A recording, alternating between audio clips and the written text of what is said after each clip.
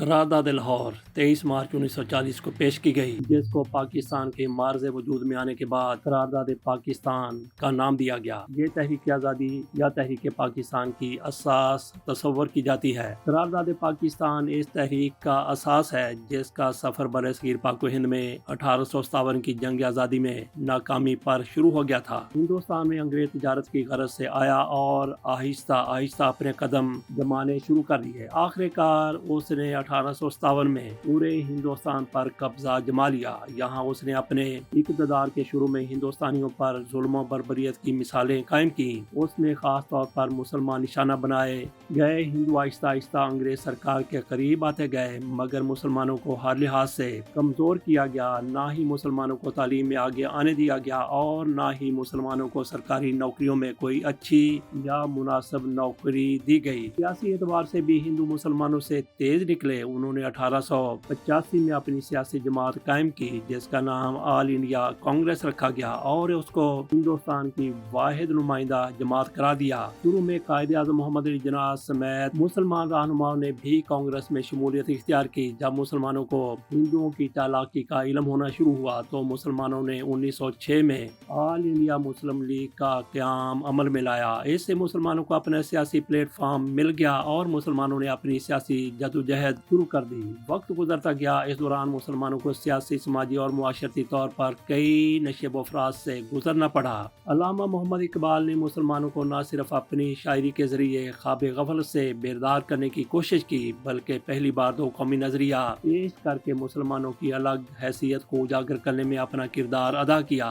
اس کے بعد آپ کا بڑا کارنامہ یہ ہے کہ آپ نے دوسری گورمیز کانفرنس میں شرکت کے بعد اپنے ساتھیوں کے ساتھ مل کر قائد اعظم محمد علی جناح کو انگلستان سے ہندوستان واپس آ کر مسلمانوں کو قیادت کرنے پر آمادہ کر لیا، کیونکہ قائد اعظم محمد علی جناح برصغیر پاک و ہند کے حالات سے دل برداشتہ ہو کر برطانیہ چلے گئے تھے اور وہاں قیام پذیر ہو گئے تھے۔ نام پاکستان اور قرارداد پاکستان کے حصول میں علامہ محمد اقبال نے قائد اعظم محمد علی جناح کو جو خطوط لکھے وہ بھی بہت اہمیت کے حامل رہے ہیں۔ علامہ اقبال نے اپنی بیماری کے باوجود اپنی زندگی کے آخری 2 سالوں میں سیاسی بصیرت سے کام لیتے ہوئے عمومی طور پر برصغیر پاک و ہند اور خصوصی طور پر پنجاب کی صورتحال سے قائد اعظم محمد علی جناح کو نہ صرف آگاہ رکھا بلکہ مفید مشورے بھی دیے۔ آپ نے یہ خطوط قیام پاکستان کے بعد سیاسی طور پر ایک دستاویز کی حیثیت رکھتے ہیں۔ قرارداد پاکستان کا پس منظر 22 مارچ 1940 کو لاہور کے منٹو پارک میں آل انڈیا مسلم لیگ کے زیر اہتمام 3 روزہ سالانہ اجلاس کا انعقاد کیا گیا، جس کی صدارت قائد اعظم محمد علی جناح نے کی۔ اس اجلاس کے دوسرے دن 23 مارچ 1940 کو بنگال سے تعلق رکھنے والے رہنما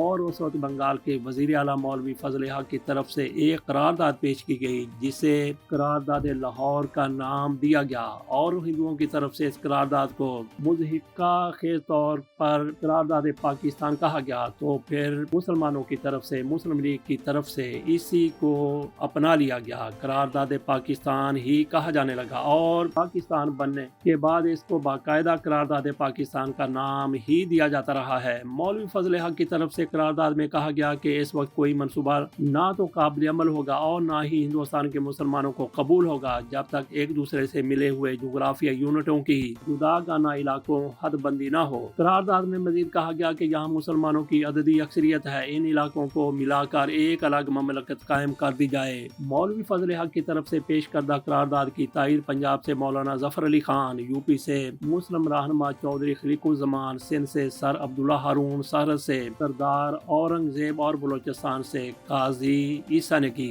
اپریل 1941 میں مدراس میں مسلم لیگ کے سالانہ اجلاس میں قرارداد لاہور کو جماعت کے آئین میں شامل کر لیا گیا۔ اس کے بعد تحریک پاکستان اور حصول آزادی نے اس قرارداد کی روشنی میں اپنی جدوجہد کو مزید تیز کر دیا۔ اس قرارداد کی منظوری اور حصول پاکستان کے لیے پہلی بار علاقوں کی نشاندہی کے لیے 7 اپریل 1940 کو دہلی میں 3 روزہ کنونشن منعقد کیا گیا۔ اس کنونشن میں تمام مرکزی اور صوبائی اسمبلیوں کے مسلم لیگی رہنماؤں نے شرکت کی۔ اس کنونشن میں برطانیہ سے آنے والے کیبنٹ مشن کے وفد کے سامنے مسلم لیگ کا مطالبہ پیش کرنے کے لیے ایک قرارداد منظور کی گئی اور اس قرارداد کا مسودہ مسلم لیگ کے 2 اراکین چودھری خلیق الزمان اور ابو الحسن اصفہانی نے تیار کیا۔ اس قرارداد میں پاکستان میں شامل کیے جانے والے علاقوں کی निशानदेही की गई। करारदाद लाहौर या करारदाद पाकिस्तान की मंजूरी के कायद आज़म मोहम्मद अली जिन्नाह की क़यादत में 7 साल 4 माह और 22 दिन बाद 14 अगस्त 1947 को इस्लामी जमहूरिया पाकिस्तान दुनिया के नक्शे पर उभरा।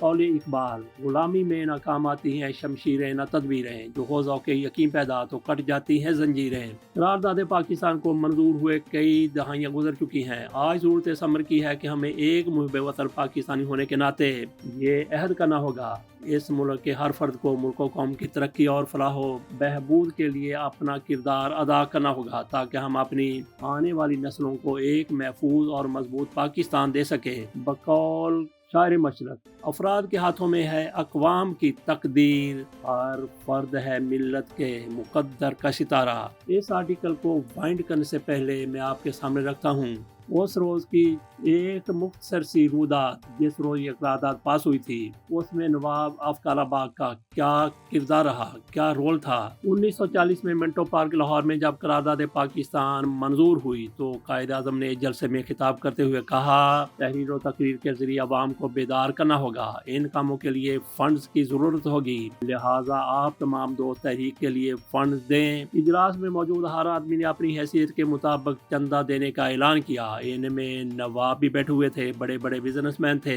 जिम्मेदार भी थे। जब तमाम लोगों ने इमदाद का ऐलान कर दिया तो इजलास में बैठे हुए लोगों में से एक दराज कद पगड़ी सर पर सजाए हुए नौजवान पिछली कतार से उठे और बुलंद आवाज में ऐलान किया, सेक्रेटरी साहब, जितना चंदा सब लोगों ने जमा कराने का ऐलान किया है, इस तमाम चंदे के बराबर तहरीक पाकिस्तान के लिए मेरा चंदा शामिल कर लिया जाए। इजलास में शामिल तमाम रऊसाए पंजाब और खुद कायद आज़म मोहम्मद अली जिन्नाह ये ऐलान सुनकर दंग रह गए। कायद आज़म ने अपने साथ बैठे हुए नवाब मुमताज दौलताना से पूछा, ये नौजवान कौन है? तो मुमताज दौलताना ने कहा, जनाब, ये मलक अमीर मोहम्मद खान नवाब ऑफ कालाबाग हैं। इससे अंदाज़ा किया जा सकता है कि नवाब कालाबाग ने पाकिस्तान के लिए किस तरह से कितना चंदा दिया। और इसके साथ ही कायद आज़म की तरफ से कहा गया, इस नौजवान को बुलाओ, मेरे पास यहाँ पे बिठाओ। कायद आज़म के करीब बैठे हुए एक मुस्लिम लीगी रहनुमा ने अपनी सीट नवाब ऑफ कालाबाग के लिए खाली कर दी थी। ये थी थोड़ी सी रुदात करारदाद पाकिस्तान 23 मार्च 1940 के हवाले से। इजाज़त दीजिए, अल्लाह हाफिज़।